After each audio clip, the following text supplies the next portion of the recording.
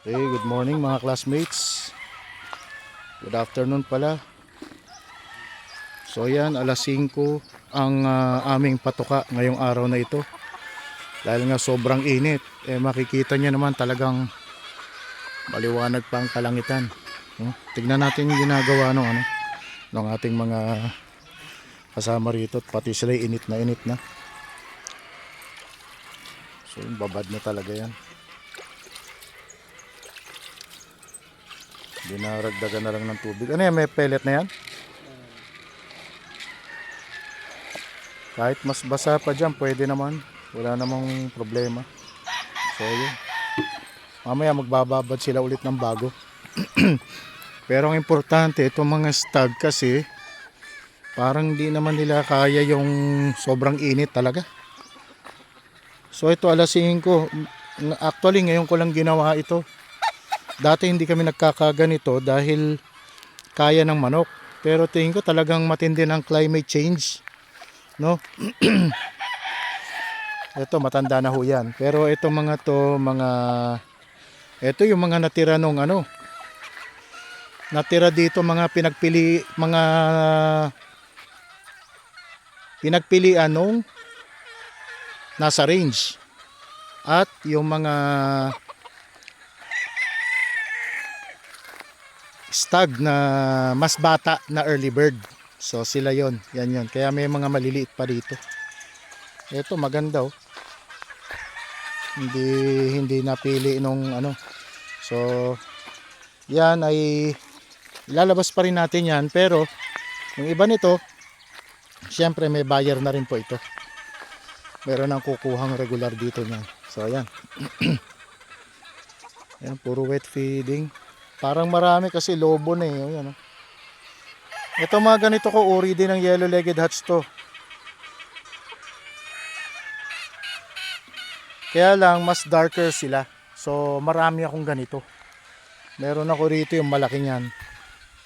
Ganon din ang itsura. Puro mga double right ko na yellow-legged hats. Pero may patak ng dragon hats kasi yung mga ganon ko eh. Ito oh, ito yun oh, ganito yun. Yan. Ganyan siya. Parang hindi masyadong pongkan. Ayan oh. Ito baka gamitin kong pang-infuse to sa aking mga right nose na yellow legats na tinira ko. Yan. Yan. Kasi ito, 4-time winner ang lahi ng pinaka lolo nito. So, hindi naman sigurado magpo 4-time winner din yan. Pero ibig sabihin eh, iba yung magandang testingin. So ito pa yung isa niya, no. Tingnan natin to. Ito double right din to, pero picom. Ito maganda to. Ayan, oh. Yan, so puro wet feeding yan. Tapos doon tignan natin ano naman ang sistema ng ating kasama. So ayan yung mga cages ko. Dito ko ililipat yung breedingan ko para medyo mayos-ayos naman. So baka by May tapos na yan. Gutom na oh. So tignan natin paanong diskarte nito ni ating si Mel na magaling na tagapag-alaga.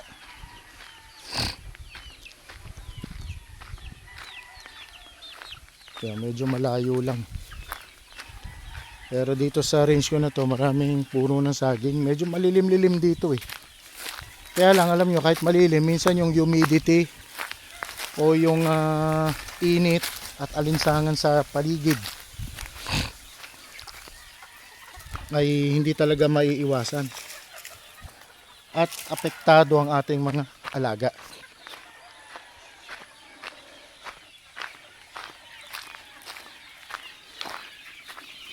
Ito yung mga national na namin to. Pero ang dami namin rito. So dito ginagawa niya dry, pero ang binabasa rin niya to.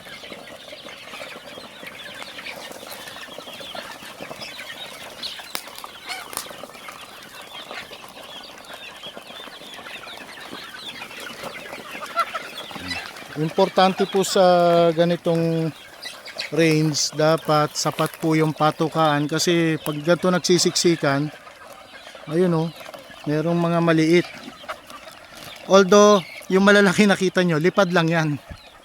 Yung mga ganon, yung ganon kalaki, hindi naman dito yun eh. Galing na sa kabila yan. So nakakalipad na ho kasi talaga yung mga sisiw natin dito.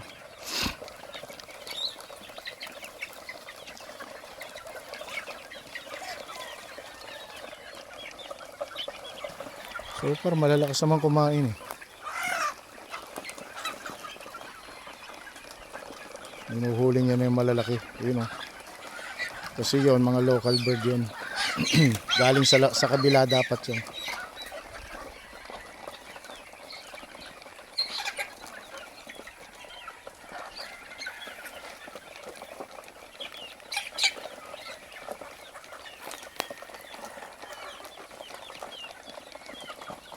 Ililipat niya na yan doon. Ang dami nakakaliban pala rito.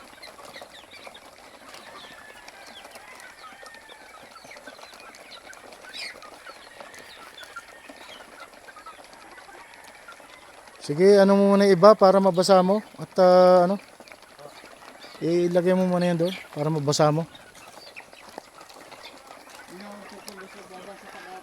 Ha?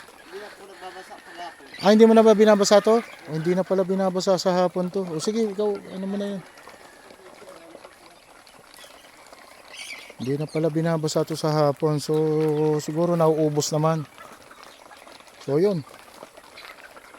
Hindi pala yung binabasa nito.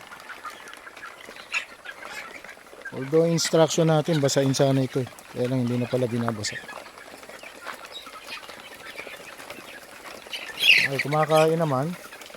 Ay, yung mga tubig, improvise yung mga tubigan ko. Nakalagay sa ganun. Kahit papano ilublob.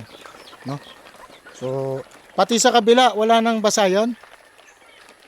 Yun dito sa gitna? Basa po yan. Basa yung gitna? Opo. Ah, yun. So, ito mga sisiwang hindi basa.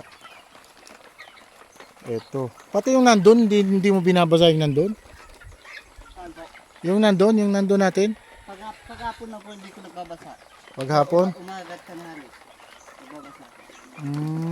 Sige. So, ibang diskarte niya. Tingnan natin dito sa kabila. So, dito, nagbabasa naman pala siya. Hindi naman pala, ano. Pala nagtataka ako, bakit ka ako hindi pa nagbabasa? Hindi pala niya binabasa. Diyos ko. Yan, kailangan medyo malinaw lagi ang usapan sa ano. So, ito, basa to. Ito may pellet, may grains. Yun din. No? Dito naman yan. Yan. So dito na yung basa. Ito yung mga local natin, mga classmates. So ganun pa rin. Kung ano yung early bird natin, gaano sila kalalakas, kalulusog, ganun din tong ating mga local. Yan, pang ano na nga yung iba nito. Ito'y ganun din mga classmates. Ito'y magiging available to sa Fiestag, itong mga to. Ito naman, talagang puro mga panggamit ko to. Makikita nyo mga putulang pakpak niyan eh. Kaya lang may mga nakakaliban mula doon. Kasi lumilipad na dito sa mga puno. Tapos bababa dito na sa kung saan sang mga kulungan natin. So ito basa. Basa naman dito. Dito'y kulang na ng patukaan. Siguro magdagdag ka rin isa dito sa kabila. Medyo masikip ito para dito sa ganito karaming ano. Marami akong babae na panggamit. Yung mga basat putol ang pakpak, yan ay aking gagamitin. So, yung mga nakakuha dati ng tryo sa akin, sabi ko nga, pare-parehas tayo ng manok next year halos.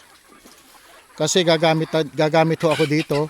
Ang breeding materials ko dito rin manggagaling, except syempre meron din naman tayong bibilhin, no, na bago to replenish o para hindi basta tayo magkaroon ng inbreeding.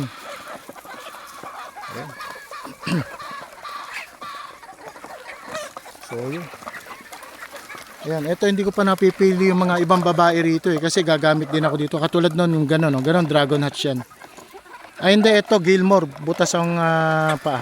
Yun. Gilmore yung mga gano'n. So, ayan mga classmates. Tulak natin konti. Ayan.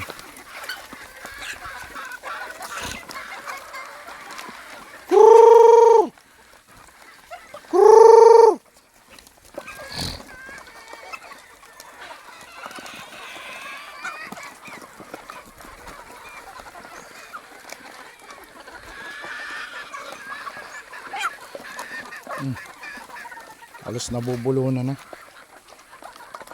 Yan ay kayang ubusin yan? Ha? Lahat yan, yung nasa balde mo na yan? Ubus yan? So malakas pala kumain talaga yung mga nandito na. Basta, mga pang ano na.